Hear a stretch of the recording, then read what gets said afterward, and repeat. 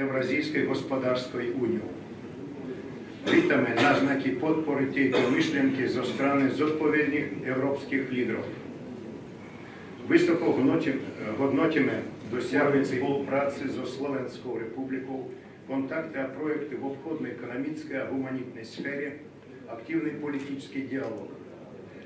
Mám čest odovzdať vám v mene Matice slovenskej, najstaršej slovenskej kultúrnej a spoločenskej ustanovizne, cenu pre ruský národ. Neoceniteľná pomoc vášho národa Slovákom v časoch najťažšieho útlaku zo strany uhorských predstaviteľov.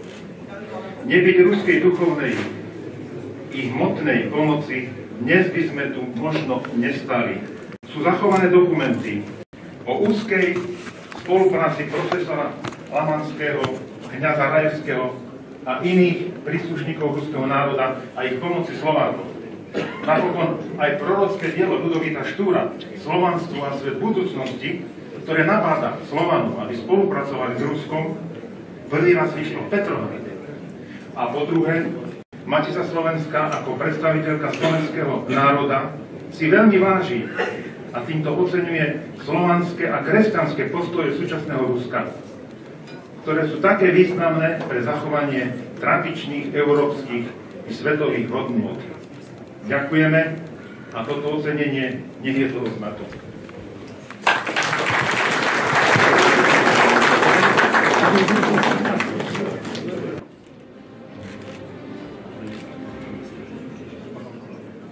Уважаемый господин Ткач,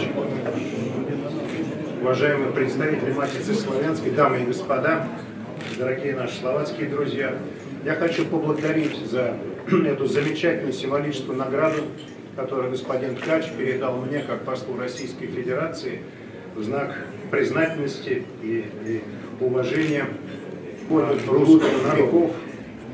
Господин Ткач об этом